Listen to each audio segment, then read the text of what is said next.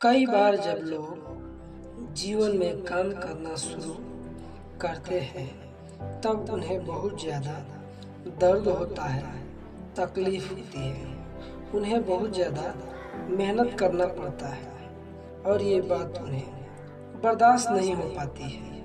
उनका शरीर जवाब देने लगता है और वो उस काम को छोड़कर किसी और तरकीब से सफल होने का प्रयास करते रहते हैं। लेकिन याद रखिएगा, इस प्रकार से कोई भी व्यक्ति जीवन में सफल नहीं हो पाता है।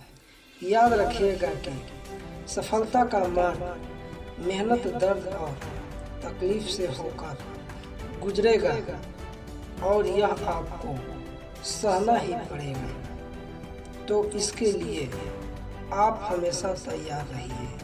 तो चलिए इस बात को एक कहानी के माध्यम से समझते हैं। एक बार एक मूर्तिकार अपनी छेनी और हथौड़ी से एक पत्थर को भगवान की मूर्ति का आकार देने का प्रयास कर रहा था।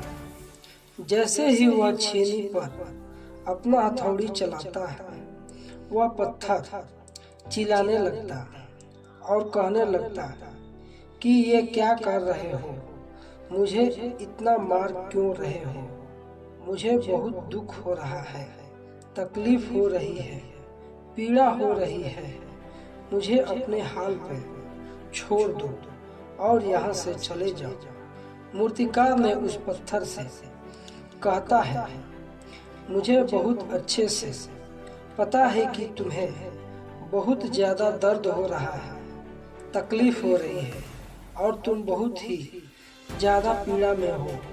लेकिन यदि आज तुमने इस दर्द को नहीं सहा, इस तकलीफ को नहीं सहा, तो जीवन भर तुम यहीं इसी प्रकार से पड़े रहोगे।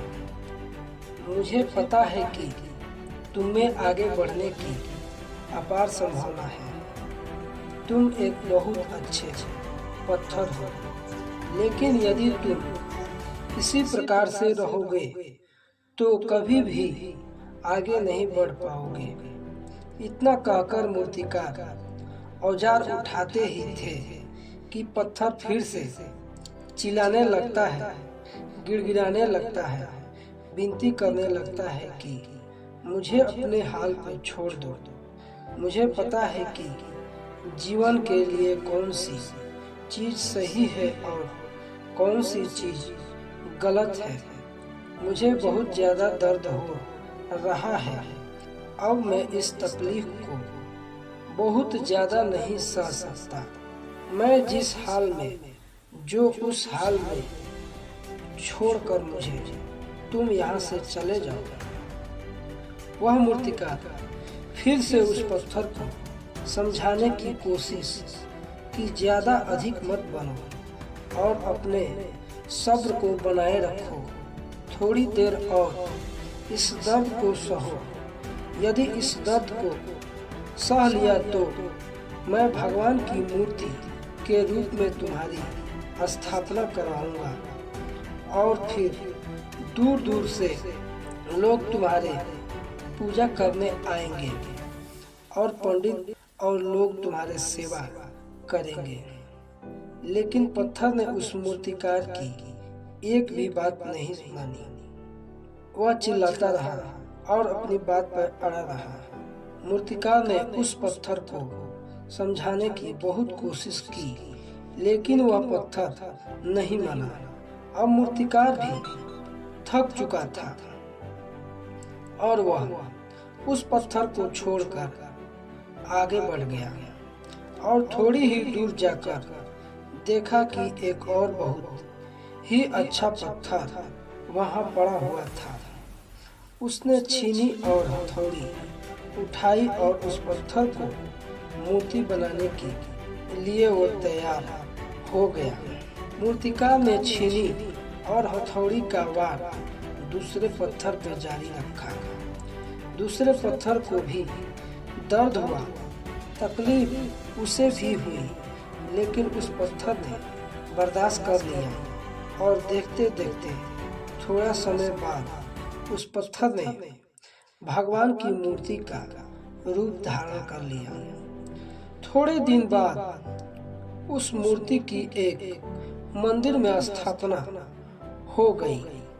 धीरे धीरे करके लोग पूजा पाठ करने आने लगे। लोगों को मन्नत वहां से पूरी होने लगी। वह मंदिर बहुत ही ज्यादा प्रसिद्ध हो गया। अब धीरे धीरे करके दूर दूर के गांव से लोग वहां पूजा पाठ करने लगे। फिर एक दिन एक और पत्थर को उसी मंदिर में लाया गया और उसे एक कोने में रख दिया गया। अब लोग आते और उस पर नारियल फोड़ते। ये कोई और पत्थर नहीं बल्कि वही पत्थर था जिसने दर्द को नहीं सहा था। अब वो पत्थर मन ही मन बहुत ज्यादा पछता रहा था, दुखी हो रहा था और अपने आप से कह रहा था कि काश मैंने उस दिन उस दर्द को, उस तकलीफ को सह लिया होता तो आज लोग मेरी भी पूजा करते।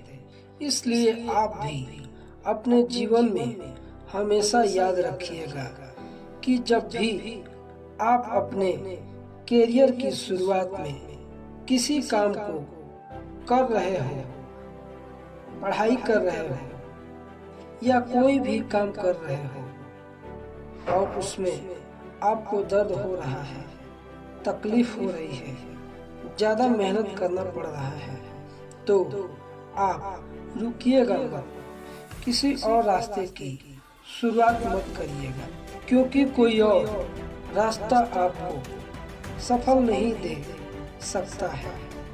आपको उस दर्द को, उस तकलीफ को सहना ही होगा और उस दर्द को, उस तकलीफ को सहकर आप ज़्यादा मजबूत बनोगे और तभी आप अपने जीवन में आगे बढ़ पाएंगे।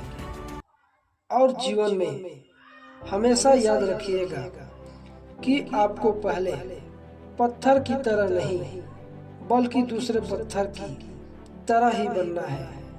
यदि ये कहानी आपको पसंद आती हो और इससे कोई सीख मिली हो तो आप अपने दोस्तों और अन्य लोगों के साथ शेयर जरूर करिए।